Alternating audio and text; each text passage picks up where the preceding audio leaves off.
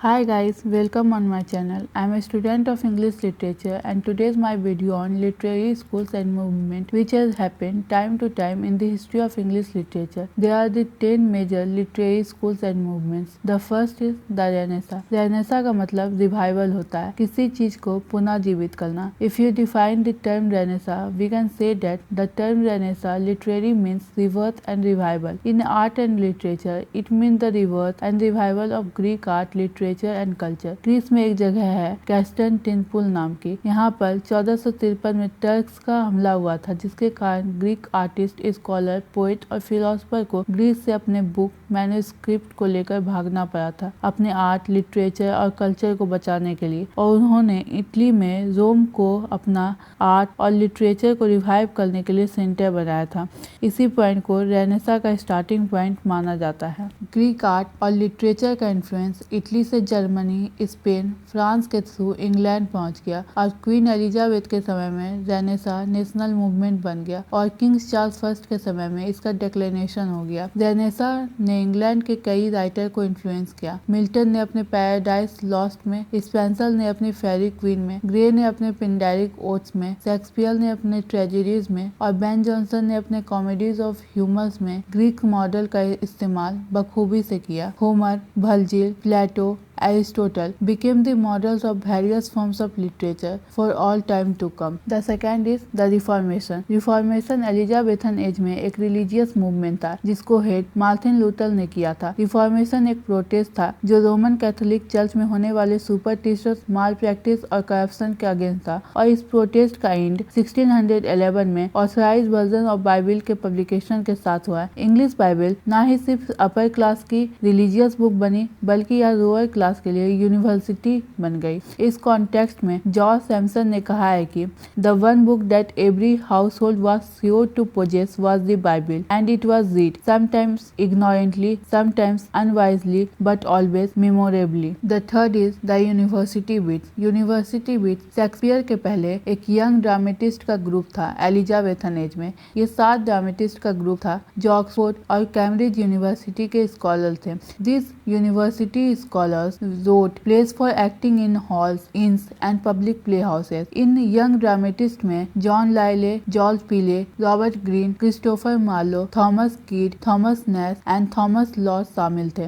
वैसे तो university wits के लीडर जॉन लाइले को माना जाता है पर इसमें most powerful writer Christopher Marlowe को माना जाता है. इन यंग ड्रामेटिस्ट के थीम हीरोइक होते थे, हीरोइक ट्रीटमेंट के साथ. इन ड्रामा का स्टाइल भी हीरोइक होता था. So we discuss about the dramatist. The first is John लाइले. जॉन लाइले का टाइम स्पैन 1554 से 1606 के बीच रहा. जॉन लाइले की प्लेस की थीम क्लासिकल डेटेड से इन्फ्लुएंस होती थी and his important popular plays are. The first is a most excellent comedy of Alexander Campaspe जो कि 1584 में पब्लिश हुई. Sappho and Phao Endymion और the woman in the moon है जो रोमांटिक कॉमेडी के फर्स्ट एग्जाम्पल्स हैं. The second is George Peele. इनका टाइम स्पैन 1556 से 1596 के बीच में माना जाता है. ये ऑक्सफोर्ड में पढ़े थे. इनके प्ले पैट्रियोटिक होते थे और कंट्री लाइफ से इंस्पायर होते थे. His works are the arraignment of Paris 1584. यह एक पेस्टोरल था. The second is the famous chronicle of King Edward the first जिसको 1593 में लिखा गया था. The third is the old wives tale जिसको 1591 से 1594 के बीच में लिखा गया था. यह एक क्लेवर सटायर था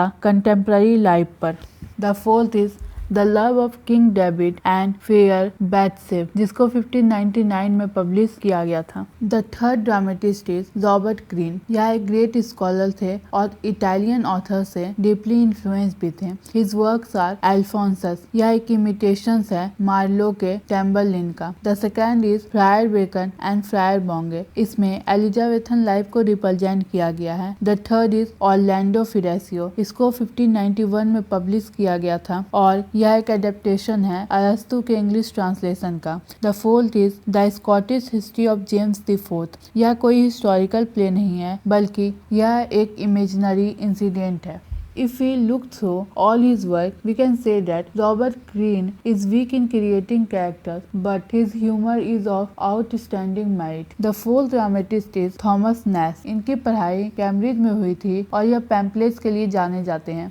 इन्होंने मार्लो के दीदो को भी फिनिश किया था। His works are summers last will and testament. इनकी यही एक सर्वाइविंग प्ले है और यह एक सैटारिकल मास्क है। मास्क का मतलब कठपुतली का नाच होता है। The second is the unfortunate traveller और the life of Jack Wilton, जिसको 1594 में पब्लिश किया गया था और यह एक प्रोज टेल है। The fifth dramatist is Thomas Lodge. ये ऑक्सफोर्ड में पढ़े थे और शेक्सपियर के हेनरी फोर में उनके कोलैबोरेटिंग पार्टनर भी थे। इनकी इम्पोर्टेंट वर्क्स हैं the wounds of civil war, his only surviving play and a kind of chronicle play. The second is Rosalind. ये थॉमस लॉज की मोस्ट इम्पोर्टेंट और फेमस रोमांस है और इसके प्लॉट को शेक्सपियर ने अपनी comedy as you like it में फॉलो किया है। The sixth dramatist is Thomas Kyd. He was not the university student. University wits में सब या तो कैम्ब्रिज या तो ऑक्सफोर्ड में पढ़े हैं, सिर्फ थॉमस किड के अलावे। His important works are the Spanish tragedy. इसमें 8 डेट्स होते हैं और हमें थ्रिलर भी देखने को मिलता है। इसको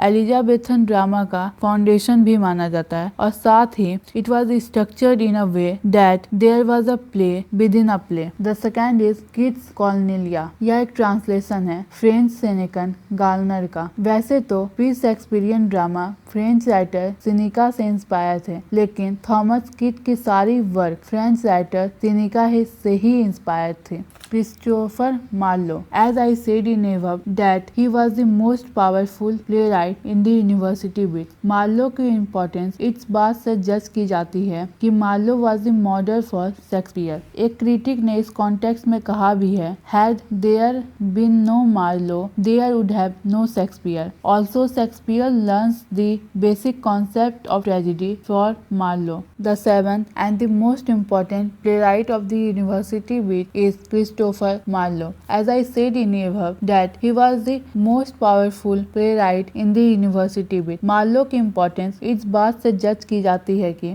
Marlowe was the model for Shakespeare. एक क्रिटिक्स ने इस कॉन्टेक्स्ट में कहा भी है Had there been no Marlowe, there would have no Shakespeare. Also, Shakespeare learns the basic concept of tragedy from Marlowe. Marlowe also gave the model of blank verse in drama. His important works are Tamburlaine the great 1587 में लिखा गया था। इसमें एक inhuman figure को centre में रखा गया था और ब्लैंक वर्स में लिखा गया था। The second is the second part of Tamburlaine. The third is the Jew of Malta और the fourth is Edward second. यह वर्क हॉलिंसट के क्रॉनिकल से इंस्पायर है। The fifth is doctor Faustus. यह जर्मन लेजेंड पर based है। The sixth is the tragedy of Dido queen of Carthage. इस work को मार्लो ने थॉमस नैश के कोलैबोरेशन में लिखा था। यह मार्लो का सबसे इंफीरियर वर्क है। The massacre at Paris 1593। It is unfinished work of Marlowe. Today I discuss only 3 literary movements and schools because if I discuss more this video becomes longer, so I'll discuss the rest in my next video on literary movements and school. Thank you for watching my video. If this video helped you in any possible way, please do like and subscribe my channel and press the bell icon for my upcoming video. Thank you very much.